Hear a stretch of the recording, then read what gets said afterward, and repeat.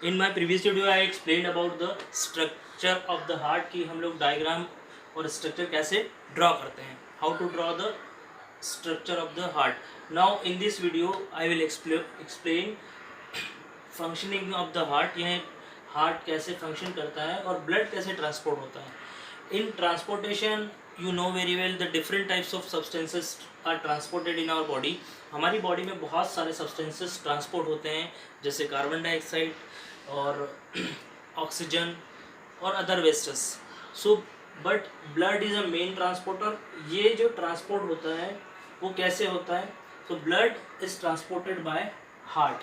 यानी हार्ट जो होता है ब्लड को हमारी बॉडी में ट्रांसपोर्ट होने में हेल्प करता है, पुश करता है. तो इसीलिए इसको क्या कहा जाता है? Pacemaker. और उसमें जो डिफरेंट टाइप की वेसल्स होती हैं वो हमारी बॉडी के डिफरेंट पार्ट्स तक ब्लड को ट्रांसपोर्ट करती हैं.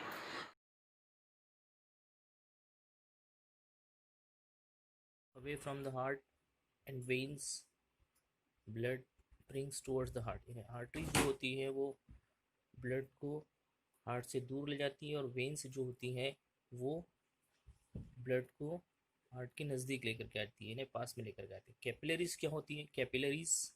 Capillaries when the vessels are converted into thin tubes are called capillaries.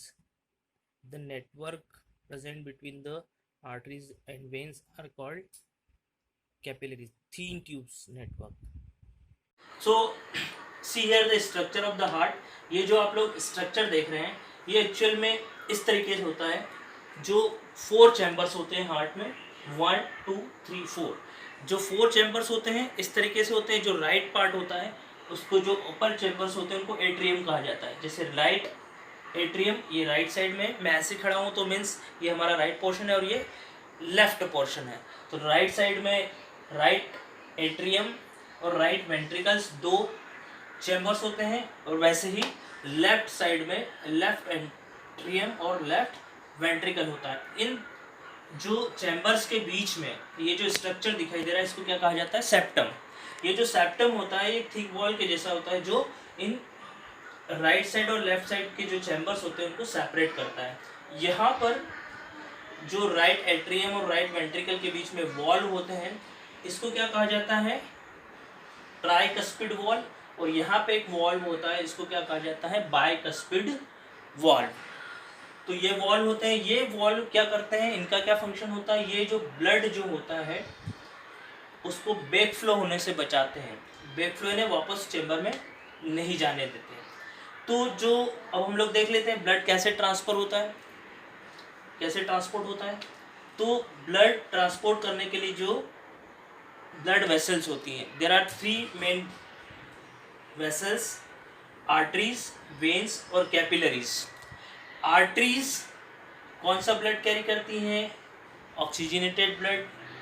Veins कौन सा ब्लड कैरी करती हैं? Deoxygenated blood.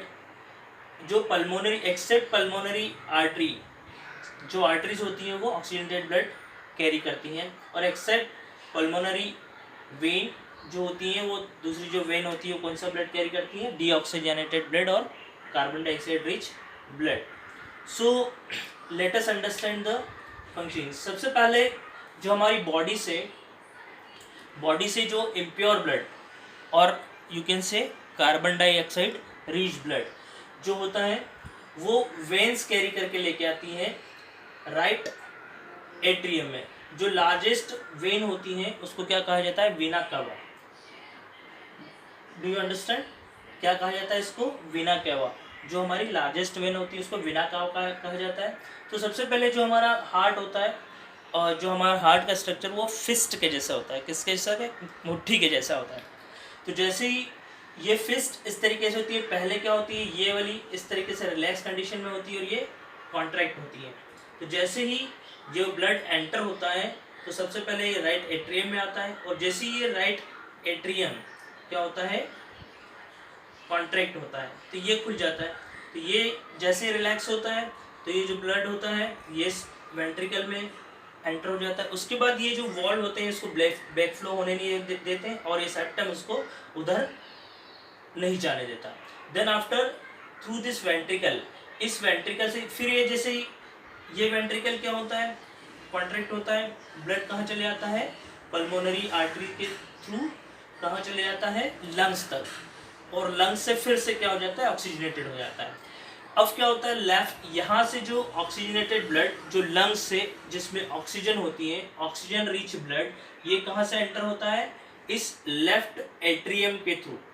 पहले सेम ऐसे ही होता है, जहाँ पे इस तरीके से जैसे इसमें हुआ था, यहाँ पे एट्रियम के थ्रू क्या होता है, ब्लड इस वेंट्रिकल में एंटर होता है। पहले ये क्या होता है, रिलैक्स होता है और ये कॉन्ट्रैक्ट होता है। जैसे ये कॉन्ट्रैक्ट होगा ये रिलैक्स हो जाएगा, तो ब्लड यहाँ से एंटर होके फिर जैसे ही ये कॉन्ट्रैक्ट होगा तो ब्लड यहाँ से ऑर्टा के थ्रू कहाँ चले आएगा, हमारी बॉडी में। तो इस तरीके से ब्लड ट्रांसपोर्ट होता है। Now you can see here body, in our body after respiration, यानी रेस्पिरेशन के बाद में जो ब्लड होता है, रेस्पिरेशन के बाद में कौन सा ब्लड होता है, CO2 rich blood. CO2 rich blood यहाँ से ट्रांसफर होके कहा जाता है हार्ट तक, बॉडी से कहा जाता है या सेल से हार्ट तक, और हार्ट से लंग तक। ये वाला जो ब्लड होता है ये इम्प्योर ब्लड होता है, या इसको हम लोग क्या कॉल करते हैं, CO2 रिच ब्लड।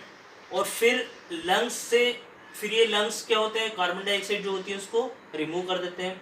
फिर ये जो ऑक्सीजन हम लोग जो इनहेल करते हैं वो ऑक्सीजन लंग्स में आती है, और ये ऑक्सीजनेटेड ब्लड जब ये ऑक्सीजनेटेड हो जाता है फिर वो कहाँ से, इस लंग्स के थ्रू हार्ट में आता है, और हार्ट के थ्रू हमारी सेल्स में या बॉडी में एंटर कर जाता है, और फिर से ये बॉडी में आ जाता है। तो इस तरीके से जो ये वाला जो सर्कल होता है फ्रॉम हार्ट एंड लंग्स और बिटवीन हार्ट एंड लंग्स, उसको क्या कहा जाता है, फर्स्ट साइकिल। और ये जो दूसरा साइकिल जो होता है ये बॉडी और लंग्स, बॉडी और हार्ट के बीच में कंप्लीट होता है।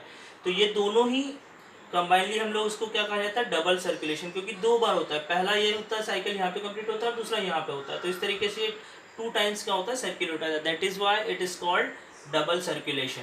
Now one more thing you have to understand, आपको एक और चीज़ इंपॉर्टेंट चीज़ समझने की ज़रूरत है। ये तो डबल सर्कुलेशन आपको बहुत अच्छे से समझ में आ गया होगा कि जो हार्ट में जो 2 टाइम्स जो ब्लड क्या होता है, सर्कुलेट होता है, इसलिए इसको क्या कहा जाता है, double circulation. Now see here, यहाँ पर ये जो ब्लड जो हार्ट है वो कॉन्ट्रैक्ट्स और रिलैक्स होते हैं। तो इसमें भी क्या होता है, सबसे पहले अगर राइट एट्रियम अगर कॉन्ट्रैक्ट हो रहा है तो लेफ्ट वेंट्रिकल भी कॉन्ट्रैक्ट होगा, यानी ये वाला जब पोर्शन कॉन्ट्रैक्ट होगा तो ये वाला पोर्शन भी कॉन्ट्रैक्ट होगा। सो ये जो कॉन्ट्रैक्ट होते हैं तो किसके ऊपर प्रेशर आता है, आर्टरीज के ऊपर प्रेशर आता है। तो आर्टरीज के ऊपर प्रेशर आता है, तो आर्टरीज के ऊपर जैसे ही प्रेशर आएगा तो उस प्रेशर को क्या कहा जाता है, सिस्टोलिक प्रेशर, यानी हाई ब्लड प्रेशर। जब ब्लड प्रेशर एक्सर्ट करता है आर्टरीज के ऊपर उसको क्या कहा जाता है, ब्लड प्रेशर। और ब्लड प्रेशर को मेजर करने के लिए, for measuring the blood pressure, हम लोग एक डिवाइस यूज करते हैं, what is called, it is called sphygmomanometer. क्या कहा जाता है उसे, स्फिग्मोमेनोमीटर।